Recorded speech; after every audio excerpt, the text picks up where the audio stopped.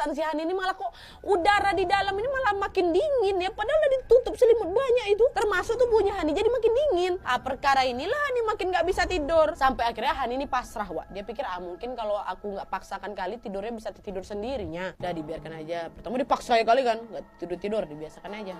Tapi juga gak bisa juga tidur, Wak. Mungkin ada kali 1 jam si Hani itu tetap terjaga walaupun memang sudah merasa terus menutup mata tuh nggak bisa. Nah dikarenakan kondisi Hani ini lagi demam tinggi kan, Wak, dan sambil dia menutup mata lama kali, tapi belum tidur juga, mata Hani ini pun lama-lama jadi panas, berair gitu ya kan. Karena itulah si Hani ini pun langsung bangun.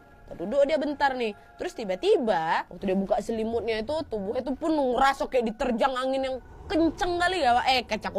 Kenceng kali hingga hawa dinginnya itu kayak menusuk ke tulang dia, Wak. Dan pas lagi bangun itu Hani memperhatikan sekeliling kan. Dia tengok memang adik-adik udah pada tidur semuanya. Tapi waktu itu dia juga masih nengok Mbak Ifah ternyata masih ngerjain tugas dia dan fokus ngetik ini di laptopnya. Mbak Arin pun masih duduk nemenin Mbak Ifah buat tugas dengan posisi membelakangi si Hani. Jadi Mbak Ifah yang ngadap ke Hani, Mbak Arin yang duduk di depannya Mbak Ifah. Jadi membelakangi si Hani ya. Nah Mbak Ifah tuh ngetik lah, Wak, sambil disenderkannya badannya ke lemari. Tengok ini sama si Hani kan depan situ, depannya si Arin. Jadi wajahnya memang terlihat jelas sekali sama si Hani di posisi ini, Wak. Sedangkan Mbak Hani enggak, karena Mbak Hani kan duduknya menghadap ke Iva. Jadi membelakangi si Hani. Ulang-ulang aja terus kayak gitulah supaya kayak jelas kalian ya. Nah, tapi walaupun wajahnya Mbak Arin enggak kelihatan, Hani masih melihat dengan jelas rambutnya Mbak Arin ya dong, kan karena menghadap ke belakang. Nah, Mbak Arin waktu itu memang enggak diikatnya rambutnya, Wak. Yang memang panjang kali rambutnya, udah panjang keriting pula. Nah, makin Mbak Arin duduk ya rambutnya makin terurai lagi lah, makin menyentuh tanah pastinya. Karena memang panjang kali kata si Hani, Wak. Nah, balik lagi ke si Hani kan. Nah, Hani yang merasa matanya udah sembab berair karena terlalu lama menutup mata tadi, dia pun memutuskan untuk mau pergi ke kamar mandi sebentar untuk membasuh mukanya dan sekalian ngambil wudhu gitu biar bisa tidur. Waktu dia bangun kan dia otomatis ngelewatin mereka berdua kan, karena kan mereka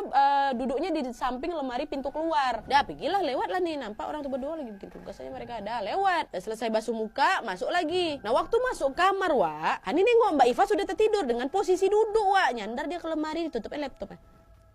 Nah gitu. Nah waktu itu Hani memang gak ada niat ngebangunin Mbak Iva, Wak, karena kayaknya Mbak Iva capek kali nih. Tapi Wak, yang ada Hani ini lebih heran lagi ketika dia melihat Mbak Arin yang rambutnya panjang kali itu, Mbak Arin ini masih duduk menghadap persis depannya Mbak Iva.